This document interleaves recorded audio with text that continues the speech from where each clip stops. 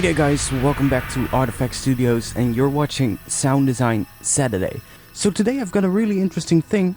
I'm gonna create some really epic sounding chords and strings, that type of cinematic thing that you hear a lot in games and film. And I've got something that I made already today and I want to show you that. So it sounds like this.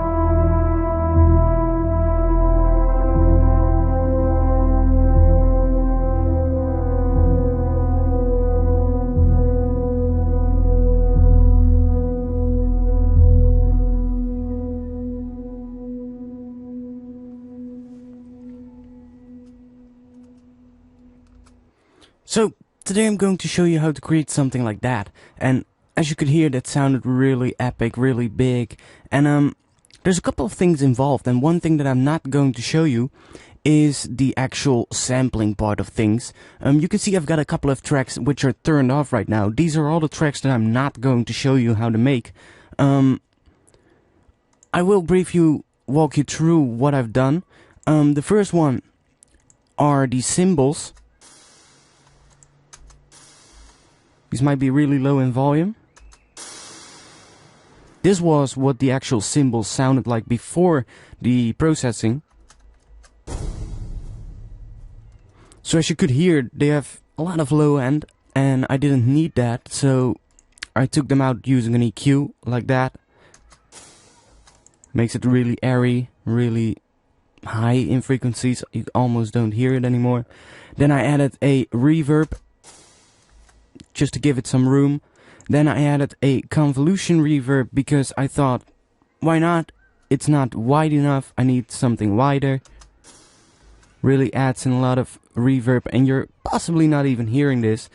So I did another EQ to get rid of some lows, and then I compressed it a lot to bring that volume up. And that also brings out the reverb tail. Those are layered with some drums that I made myself. These are a lot louder, they sound like this.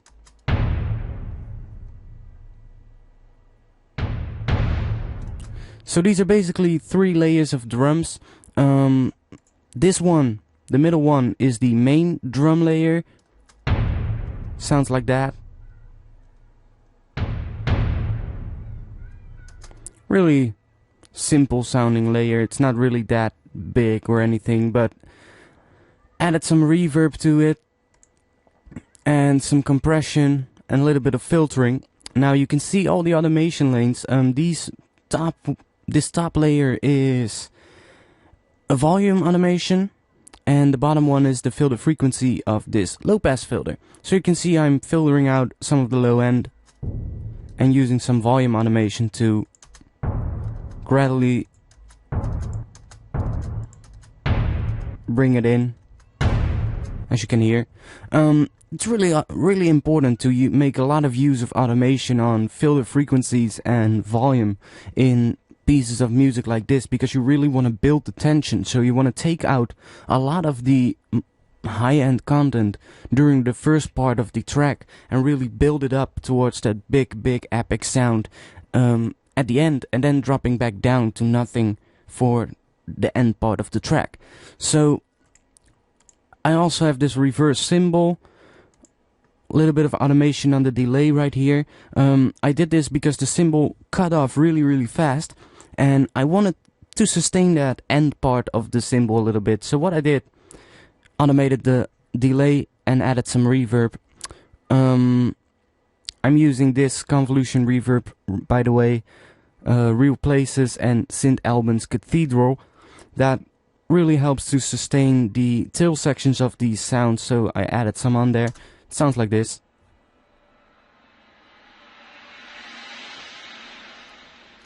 It's really low in volume, but that's with most of these parts of the sound. They're all real low in volume, but they really add something to the final sound.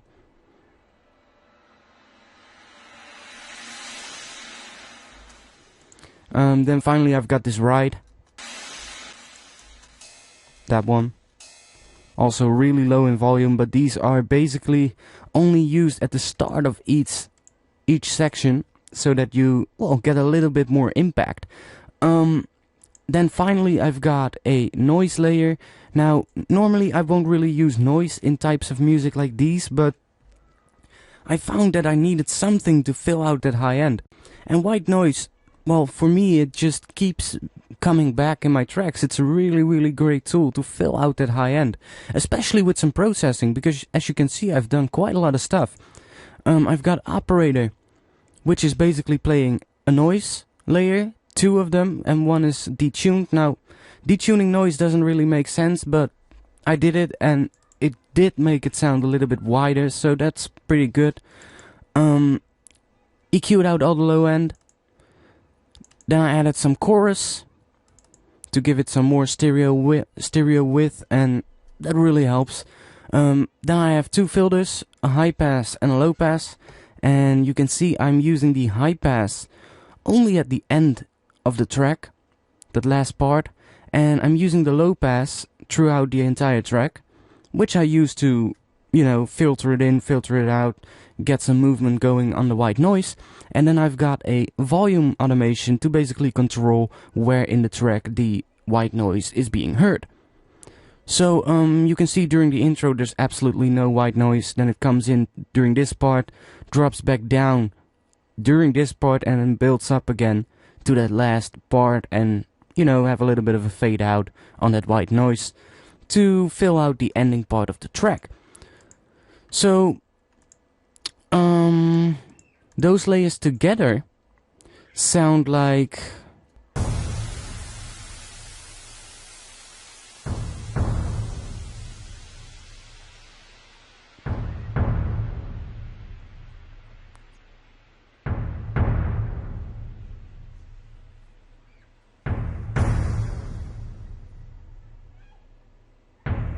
so you could hear that very slightly cymbal-y sound in the background on that first hit right here. It's coming again now with the reverse cymbal. They all add a tiny little bit to that final sound, really giving it some character. And I'm automating the volume on this one too, so this is becoming more and more loud with every hit. And you know, that all helps to build the tension towards this last part, which really important. I mean, that's what you always should do in these types of music, build tension. So that being said, I can now go into these top 5 tracks, and these are basically the tracks that provide the musical content of the actual piece of music. So I think it's wise now to tell you a little bit about the chords itself. Let me drag in a piano MIDI track. So that's the piano track. I'm gonna bring down the volume, otherwise I'm gonna peak a little bit. So bring it down a little bit. Then I'm gonna go to my user library. I've got one chord progression right here. And this is basically the chord progression where I base this entire track on. And you know, there is something I want to talk about before going into the production of the strings, because I did, you know, modify this chord progression a little bit. This is the actual chord progression.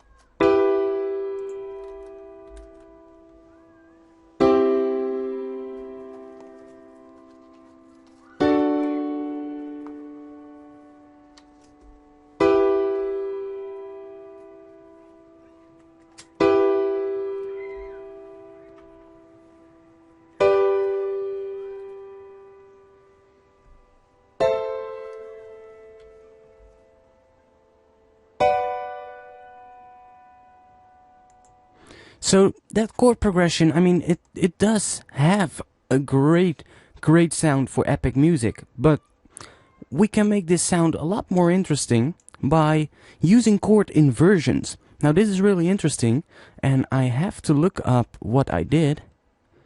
Let me see. I think I know what I did again. Yeah. What I did, right here we've got a E minor chord. It's an E, G, and a B. It's an E minor chord. And from that E minor chord we go to a C major chord. So we go down a little bit. Then we go to a D major chord. And from the D major chord we go back again to the E minor chord. Now these two chords are exactly the same, and I don't want that. So what I'm going to do is I'm going to invert this top chord by dropping down that top note to there. That's our E minor chord. And now I'm going to drop our top note down here. So then I get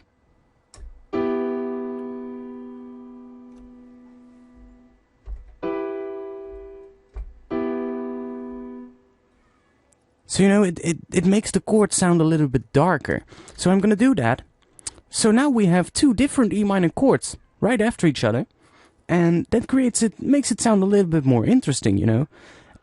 Then for the next one we've got this E minor, and then we've got this chord, which is, let's see, a G major chord, and I'm gonna invert this one as well. So I'm gonna drop it down. So now you can see that these two chords still are pretty much alike, and this is also gonna make that G major chord sound a little bit darker. Then we get an A minor chord.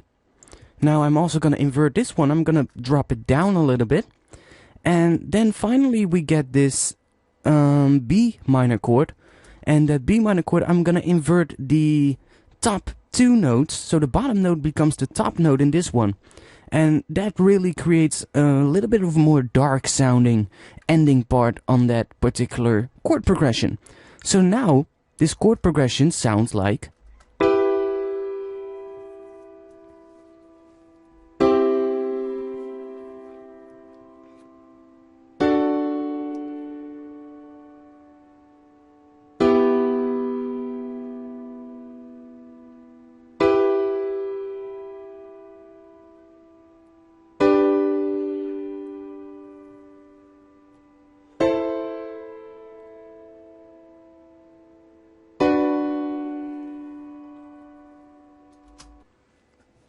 So, you see how that really made it sound a little bit more dark. And that is exactly what I wanted for this. So, that being said, we can now start talking about the actual strings in this particular production. I'm going to start with the low strings. You can ignore the automation at this moment because I've already got some automation, but I've got the filter turned off.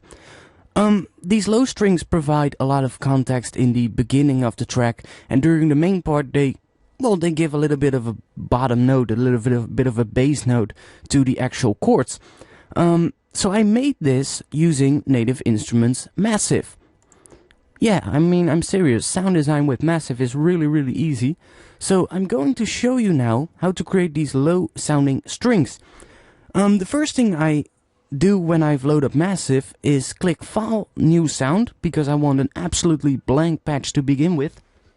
And then it's going to be time to start constructing this actual patch. So I'm going to use 3 oscillators. Turn up the intensity on the third one because it's by default it's a little bit down. I don't know why, but it's just the way it is. Both, or better said, all 3 of these oscillators are going to be a saw wave, so I can keep them at their default position. I'm going to drop the first one to a pitch of -36, which is 3 octaves down, and the other 2 I'm gonna drop them to -24. Oh, -24. Then I'm going to click these little arrows to bring the top one to 24.6, and the bottom one is going to be brought to 23.94. And those are negative values, by the way. That gives our low strings a little bit more of a wide character, and we're basically manually detuning the oscillators from each other, which is something really simple to create some more movement and some more stereo width in your actual sound. So right now, our chords or low strings, because these are playing, well, one note in the intro, we get something that sounds like.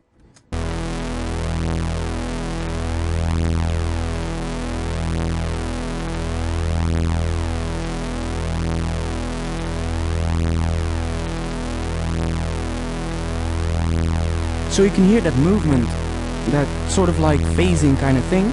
Really distinctive sound. You hear a lot in drum and bass recess, but it's really useful to use in these kind of sounds as well. I'm basing this first part of the E minor chord.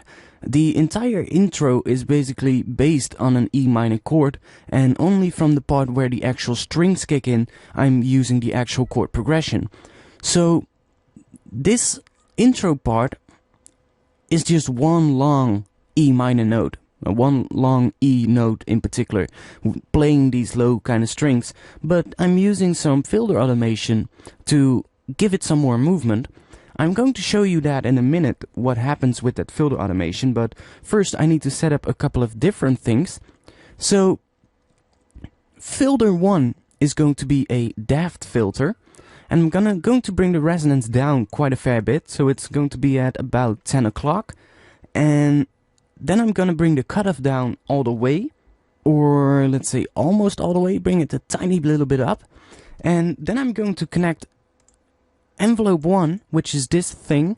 I'm going to connect it to the cutoff position, and I'm going to bring it up to that it's pointing at about the C in cutoff. Now I need to set up the actual envelope. So I'm going to bring up the attack quite a bit, so it's pointing at the A in attack, and I'm going to bring the level, well, to about the same, but I'm going to connect the macro knob number 2 to the level of the attack, bring it down so that the range is about at the E in level. That way we can now control how much of attack is being added into the sound, which could be useful for automation purposes. I haven't done it in this particular track, but you know, I saved this patch because I really wanna, you know, keep using this patch. It's really useful for intros, and if you wanna create something sounding orchestral or cinematic, you know, it's really easy that you can just load up this patch and start working away already. So yeah, I'm having that macro knob set up. That creates a little bit of a different sound now. I'm also going to bring the level of the decay down all the way, and I'm going to bring the decay almost all the way up. So it's about that. And then I'm going to drop the release up a lot, because I basically want full release on this particular sound. We now get something that sounds like that. Okay, that's pretty good, but this sound needs a lot more attack and release. I really want this sound to come up gradually, and I don't want it to have a distinctive attack sound. So what I'm going to do is I'm going to bring the attack up quite a lot. Let's see how this sounds. That's too little, actually. Even more. Yeah. You know, that really slow attack. And I'm gonna do the same with the release. I want a really slow release as well. So when I stop a note, you get that fade out on the end of the note, which is really, really great, especially in this part where the notes are going to be, you know, overlapping a little bit, so they're basically fading into each other, which is really, really cool, really helpful. I need to bring out some more character and volume in this patch, so what I can do, I can add in a classic tube, bring the drive down a little bit, about pointing at the D in drive, and I'm going to bring the dry wet down to about 10 o'clock. So that creates our sound that sounds now like. So we get a lot more volume. Bring this volume down a tiny little bit. Great. Now I'm gonna add a chorus. Gonna add some chorus to this. Bring the dry wet down a little bit.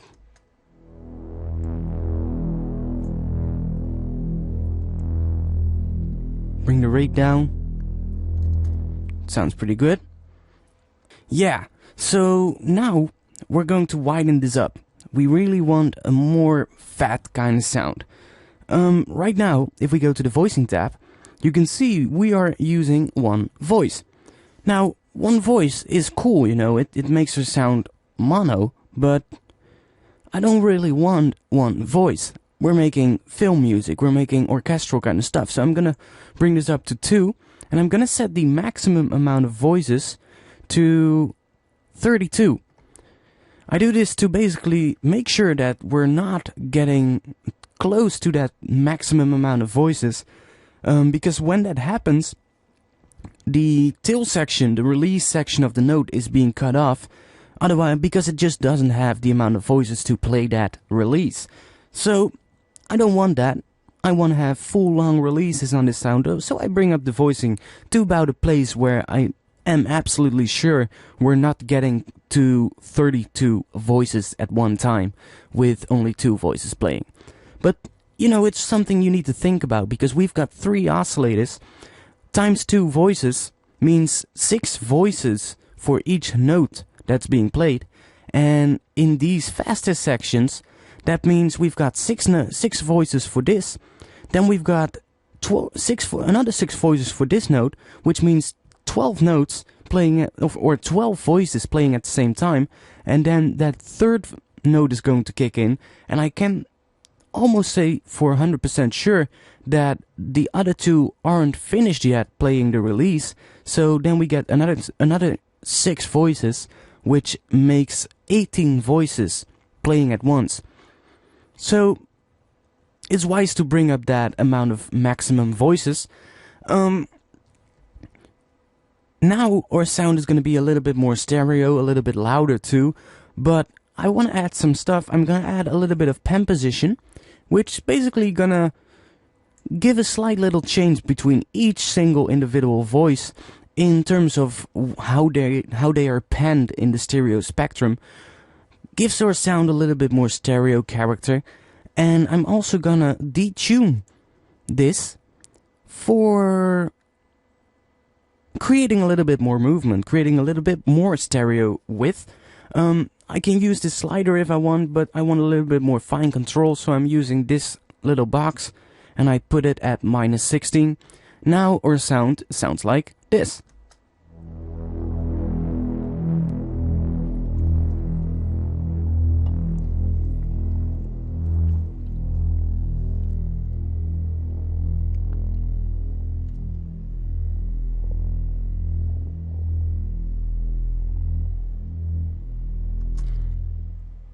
So that sounds pretty damn good.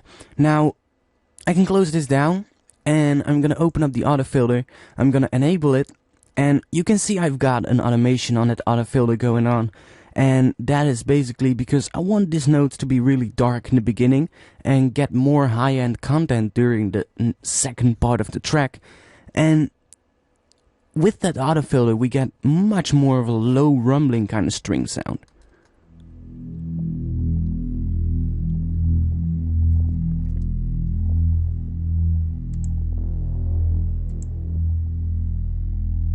It brings out some of the low-end character a little bit, which is really great. So that's it for the low strings. Right in the second part you can see my notes right here. I've basically just picked out notes from the chords that are playing by this clip, this patch.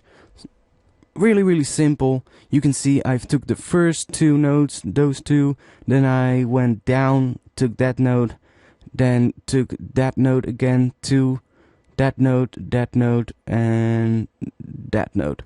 Really simple, and it just gives it a little bit more bass to the actual chords. So now for the chords, let me see. The chords are basically the one that I showed you in the beginning of the video, and I've made these chords with Massive as well. Yeah, I'm a really big fan of Massive. Click File, New Sound. And we're gonna use 3 oscillators again, bring up the intensity on the third one, and I'm going to turn off the first one for now, because I want to focus on the second two. I'm gonna drop their pitches to -12, like that, and I'm going to detune them again. So this one's going to -11.92, and this one is going to -12.08. Then I'm going to drop the amp on both down a little bit, so we get that. And this now sounds like... Oh, let me solo the synth strings.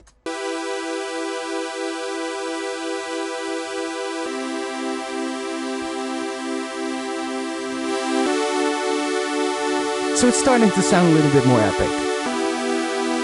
But right now, this sounds like a dance tune. I mean, this could easily be into a big EDM track that's hitting the Beatport charts, right? We don't want that kind of sound. So I'm going to add in some other stuff. I'm gonna add a third oscillator. And right now this is set to a square wave. But I want you for this one to basically just pick any kind of one that you think is going to sound right. You know, just choose one that sounds absolutely nothing like a saw wave. That is what I would advise you. Choose something that is really gonna add some different sounding character into the actual patch. So for this one I think I'm gonna use the Chrome. And I'm going to I'm going to raise the pitch to 12 semitones. Creates a sound like this. You can hear I've got some delay and reverb on these tracks as well. I don't really want to talk about that at the moment. Set the wavetable position to the W to create that. Set the mode to band plus, and bring the intensity down to about 3 o'clock. Creates that, and I'm gonna bring the amp down a tiny little bit, so we get that. Together with the other two oscillators, that creates that kind of sound. we still get the character from a saw wave, but we get a little bit more character from that actual, from that chrome oscillator, which is pretty cool. I also want to create some motion into this one. So what I'm going to do is I'm going to go to LFO 5. I'm going to sync this to the actual tempo of the track. Let's see. I think 1/2 or 1/1 sounds good. Bringing the X fade all the way up because I want a sine wave to do this. And I'm going to connect this to the wavetable position. Bring the rate down a little bit so we get something like that. On its own, that first oscillator now sounds like this. I'm gonna drop it to a rate of 2/1.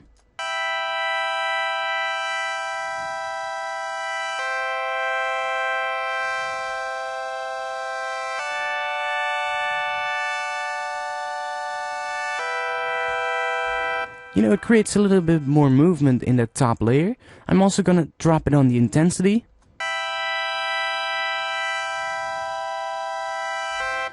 And I'm going to drop it on the amp. Bring it up a little bit.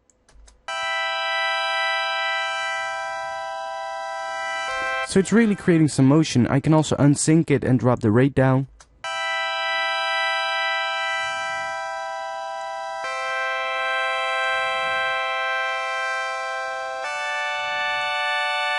Yeah, that sounds pretty good. Turn on the other two oscillators and you get something like that.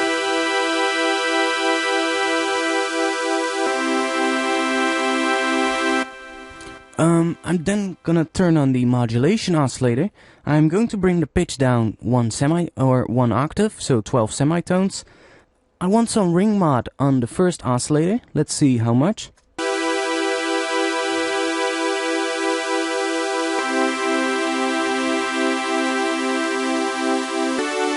A little bit. I don't want any phase. I want a position on oscillator 2, and I'm going to connect the LFO to this position knob. Bring the range up a little bit.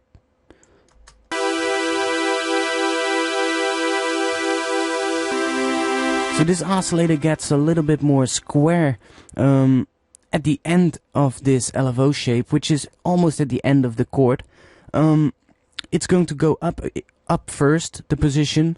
Well, the position is already all the way up on this oscillator, so it's not going to go up any further. And then after it, it's going to drop down, which basically is going to add in a little bit more of that square wave into this oscillator, which is pretty useful. Then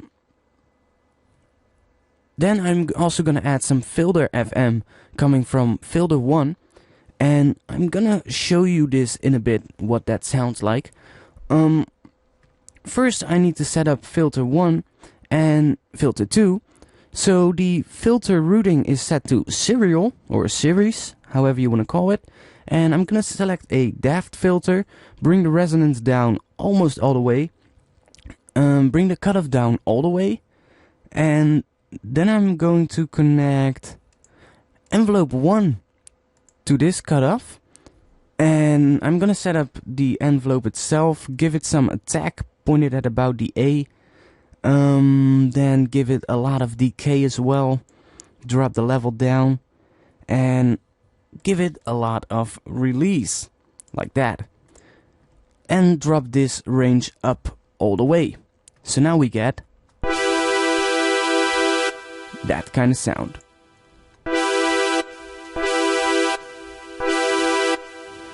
I can drop the volume down a little bit.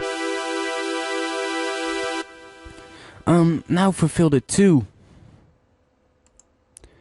It's gonna be a depth filter as well. Bring the resonance down all the way and bring this slider up and this slider down. Now that means this is the volume of filter 2 and this is which filter we are hearing. This is filter 1, this filter 2, and in between is a mix of both. Now since the sound is going into filter 1, then into filter 2 and then out, so I want to hear filter 2 and that's just it. this cutoff is going to be brought down all the way as well. And I'm going to connect the second envelope to this one with a full range. And I'm going to set this one up in a little bit of a different way. The attack is going up a little bit to about there. The level is going to be down to about there. The level of the decay is going to be down as well, and the decay itself is going to be really long. And the release is going to be up all the way or almost all the way. That doesn't really matter that much. And then I'm going to connect the macro knob number 2 to the attack of envelope 2. Now we get something that sounds like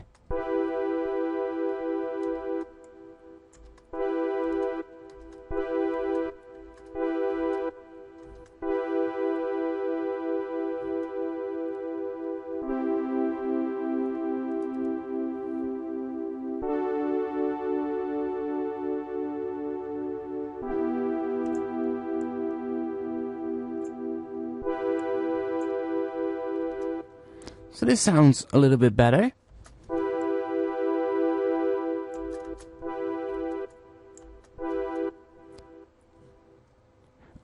Now I can bring up this one to basically control how much of that attack we are hearing. So about there's pretty good. Bring the volume down a little bit. Now I can actually go into the voicing. Now the voicing is really important. First of all, I want a lot of attack on this as well. So I want something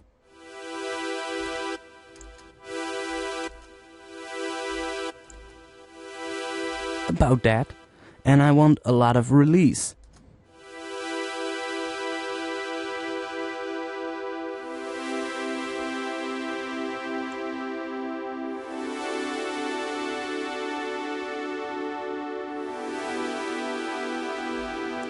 So that sounds really great. Now on the voicing tab, I'm gonna set the maximum amount of voices to 64. So that's a lot of voices. That is also gonna ask quite a bit of your CPU. So if that's gonna be any problem right now, you can go to this little top section that says Ultra and set the global to economic and the preset to economic as well. And that will give you a little bit of more CPU to work with.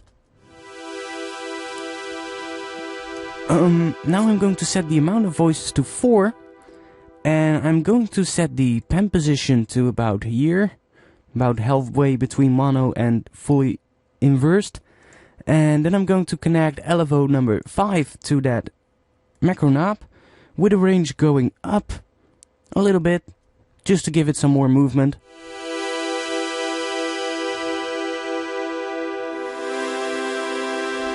Makes it sound a little bit more interesting. And then I'm going to take the pitch cutoff and I'm going to drag this slider so that you see the first dash of that line, which really widens up the overall sound. We can add a little bit of classic tube, bring it down a little bit because we don't want too much, just a little bit. And you know, we could add some chorus, fine a little bit, bring the rate down. Gives a little bit more stereo character.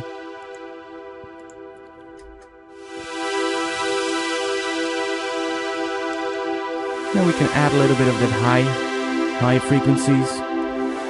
Makes sound really good. Now because we're done with this patch, now when I add that auto filter in, you can see I've got an automation on this as well, which makes the synth chord sound a little bit darker as well. So we get this.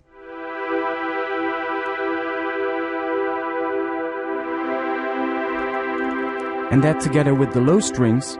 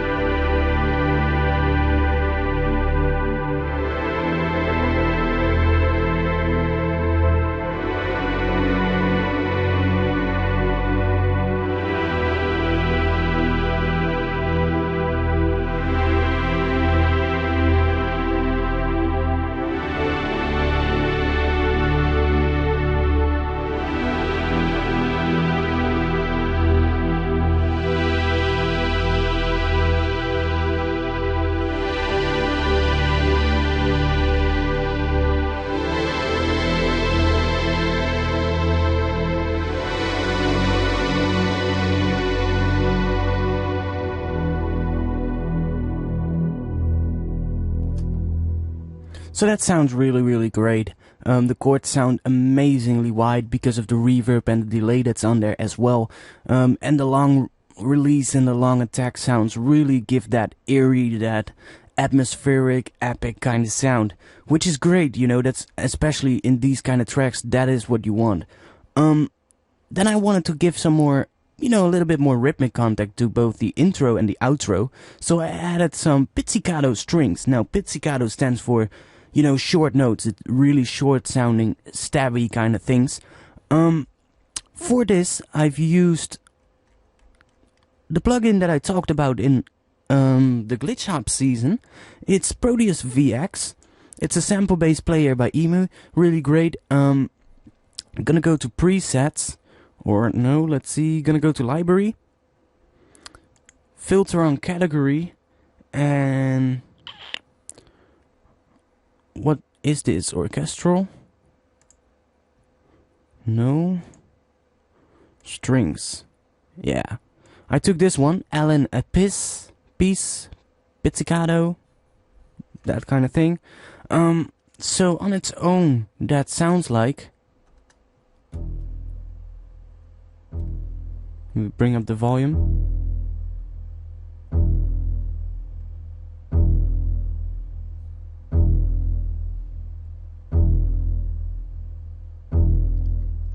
So that's just an E minor note, just an E note playing all the way through the intro and also in the outro.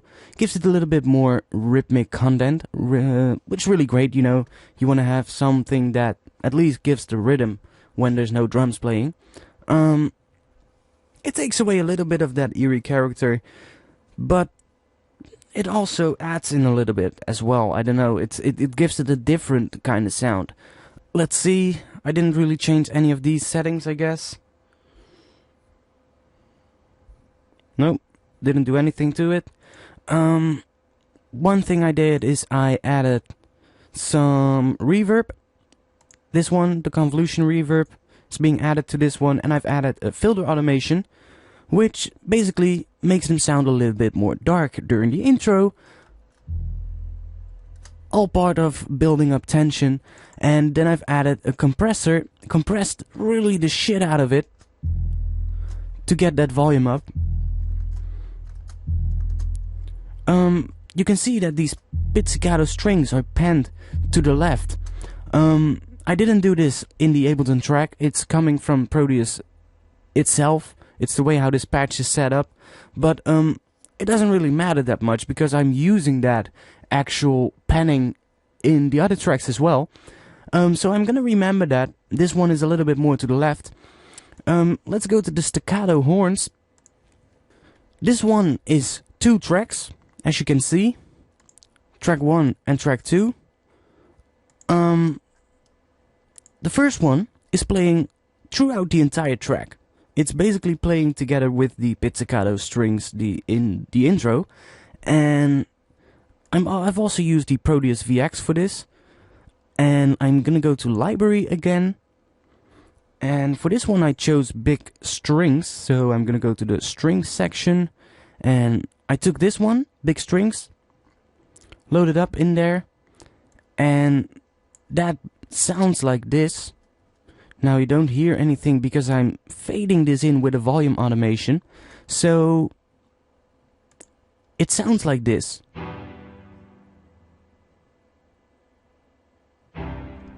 And I'm panning these to the left as well. It might have been a better choice to pan these to the right. Like that. Yeah. Let's pan these to the right. It's a little bit better. And pan these to the left a little bit.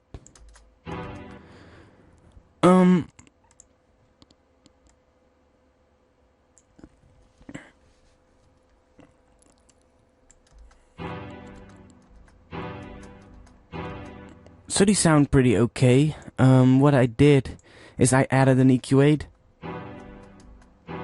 Get rid of some of the highs and the lows. And then I added a convolution reverb with pretty aggressive setting to get that, you know, that room feeling out of it, to get a little bit of that atmosphere around the chords. You don't really hear it, it's really soft, so I'm gonna enable this processing, which is an EQ8, and I've got an auto filter.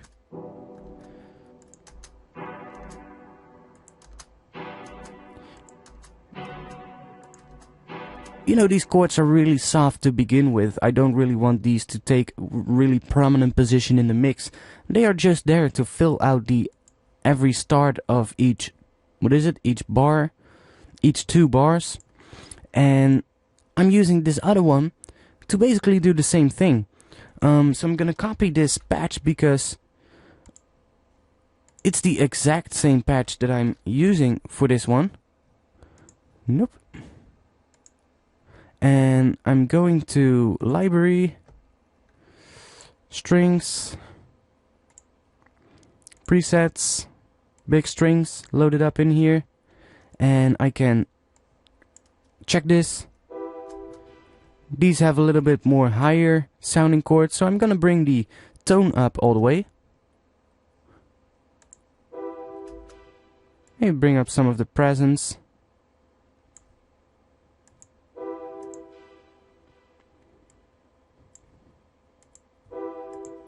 You know, just vary a little bit with the settings, because you want to have these at least sound a little bit different. Now, together, you get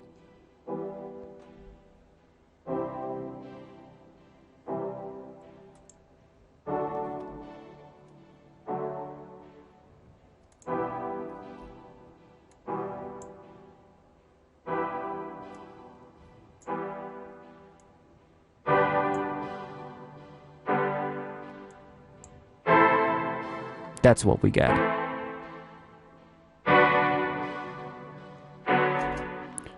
And I can turn that back off because I'm not really using that. So that sounds pretty cool, you know. I'm using that filter automation on the group again to bring out that high-end frequencies, well, while I'm going to the end part of this project. And, you know, that helps really with getting that epic sound, that tension building stuff going on. Then one final thing, I've got this spooky lead. This lead is a little bit more interesting because it has a really spooky kind of sound, and it almost sounds like it's coming out of a Western movie during this first part. And I don't know why, but I just really loved the sound of this particular patch. So I'm going to strings, and let me see. What was it? Wind? No. Orchestral. Yeah. I took this one. It's basically some strings with some brass and a wood section. So it's basically like an ensemble of an orchestra. And I've changed some of these settings, I think. Let me see. Yeah. I added a lot of attack because I wanted this to be really long in terms of the attack. And I also brought up a lot of the release and decay. So let's put this at around 100. Well, like that, that's good.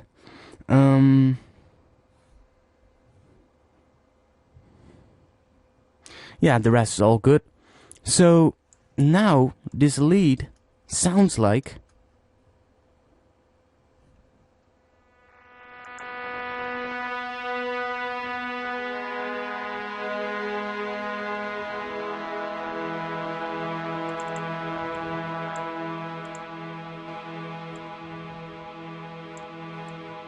so you can really hear how that eeriness, that epicness of this lead is adding. You see, that sounds a lot like a Western kind of thing.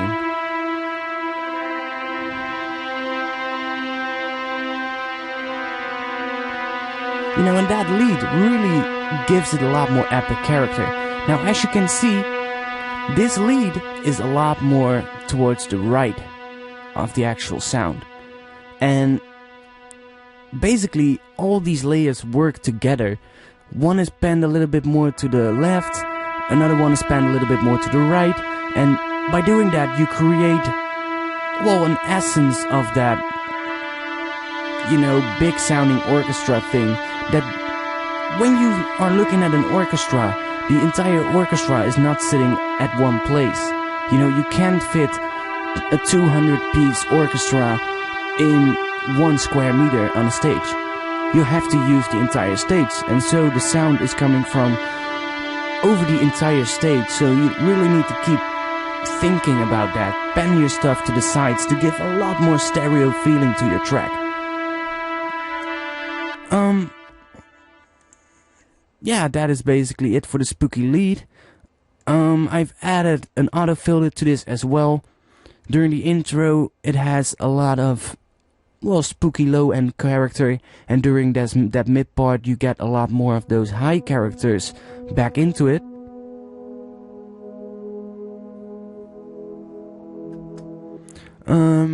I've also added the compressor again, dropped it down a lot, compressed the shit out of it.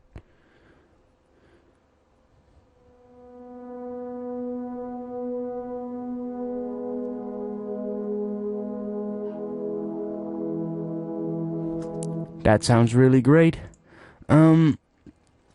So these layers now together sound like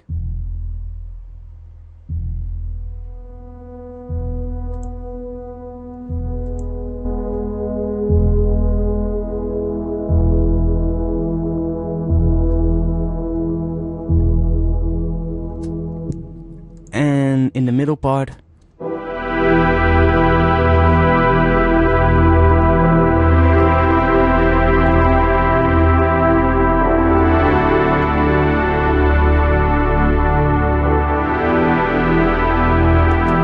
so that sounds really great. I'm gonna take out this one and I'm going to enable all the other tracks, because these tracks really, you know, finish the actual piece. So there you have it.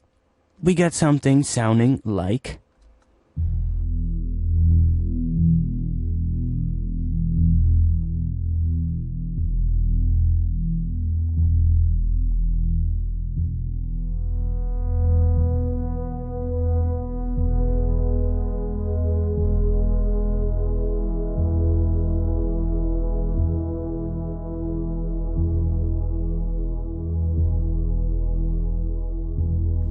So now the drums are going to come in at this part. Really low. So they really add a little bit of rhythmic section, rhythmic content to the actual project. Then we're gonna get the rising cymbal, and that right at the start of the next part, together with that cymbal. We're also getting some of the noise now.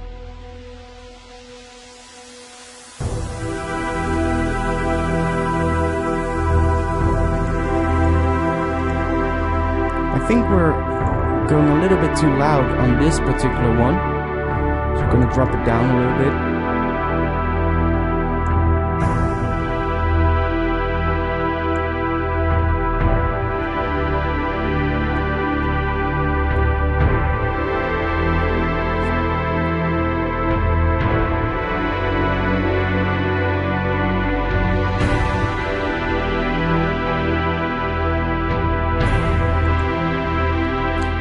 So it's sounding great.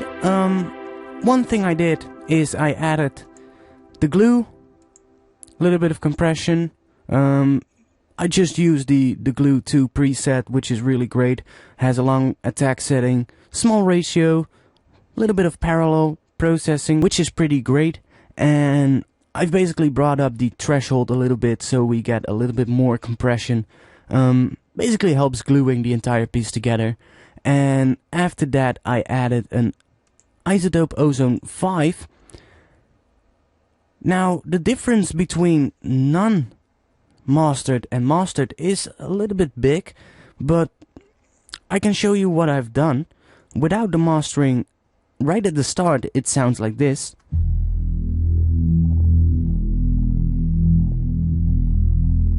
So that's okay, but with the mastering we get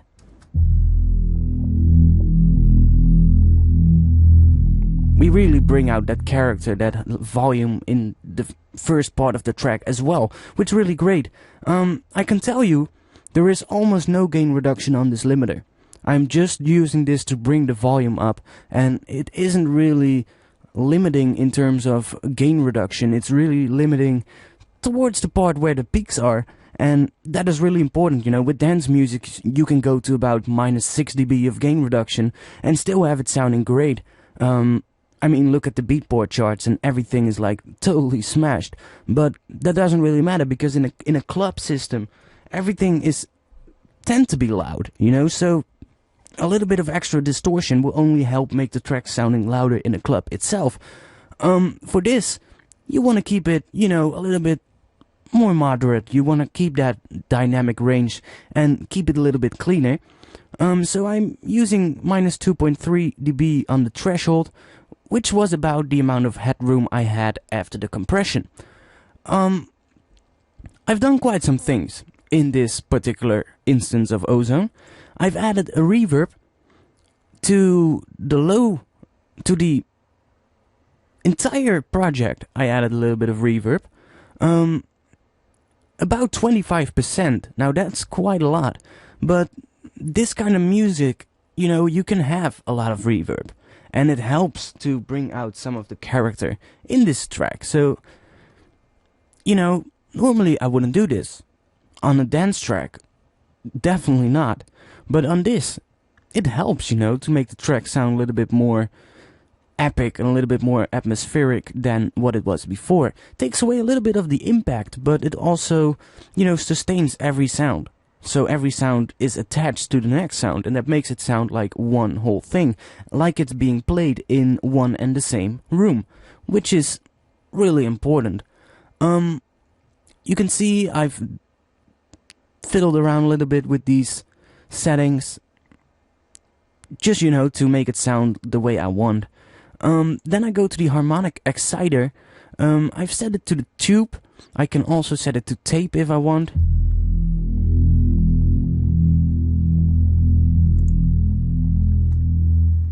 Makes it a little bit louder. Now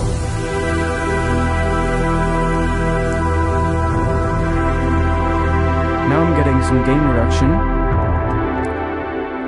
and my computer is not liking this at all. I'm gonna set this to tube, and I'm going to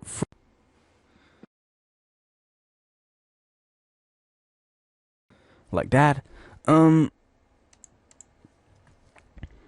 So you can see I'm basically saturating the highs, the mids, and the lows, just to give it a little bit more power, a little bit more character, you know. And tube saturation is pretty helpful, you know. I like tube and tape. Tape is a little bit more aggressive sounding. For this, that might not be the best choice, so I went with tube. I've also have some stereo imaging, you know, give some more stereo width on the high frequencies and a tiny little bit on the high mids.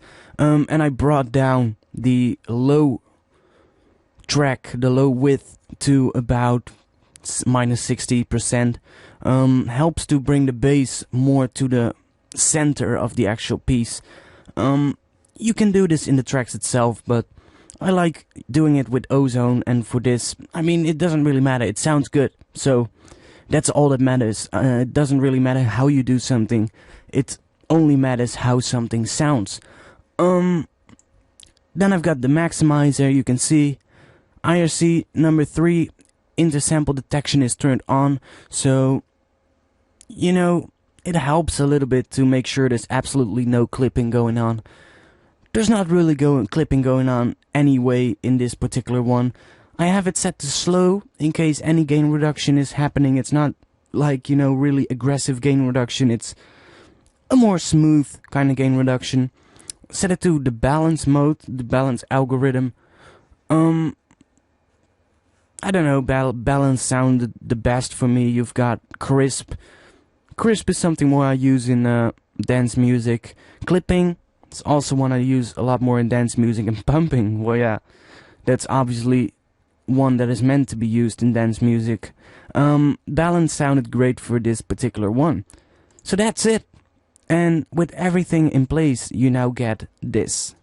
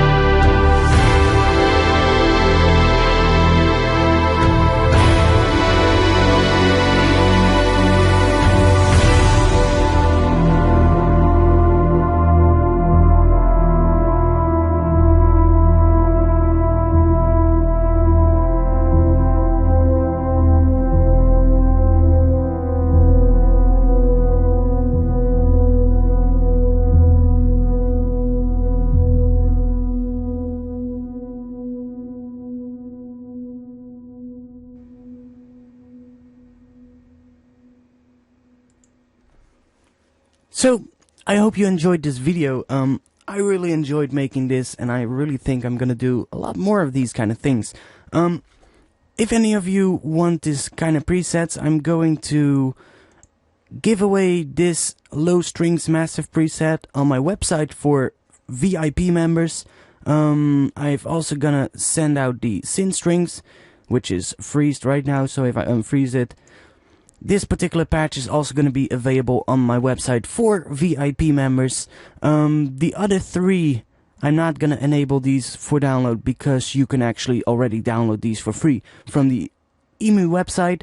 I'm going to put a link to the EMU device, to the EMU plugin in the description box of this video. And I'm also going to upload the noise track. I'm going to make a rack from this and I'm going to upload it to my website so you have a very useful noise rack to work with in your productions. If you have any questions regarding this video or another video, please click the bottom left to tweet them at Artifact Studios. And if you want to show your music to me, get some feedback from me or other users, talk a little bit about music production, ask your questions in a different way than using Twitter, you can click the bottom right and you're going to be sent to my website where you can register and you get access to the forum. When you've got an account, you can also sign up as a VIP member, which gives you access to some presets and in the future a lot of articles about music production. You're also going to get access to another part of the forum, which makes you able to post your music in there and get in-depth feedback on your music. I hope you enjoyed this video. If you want to see more of these videos, please subscribe to my channel. I cannot thank you guys enough. The last year has really been amazing. Gaining about 15,000 subscribers in a year, I think. Possibly even more. I would have never ever thought that to happen. Thank you for watching, guys. I really appreciate it, and see you next Tuesday.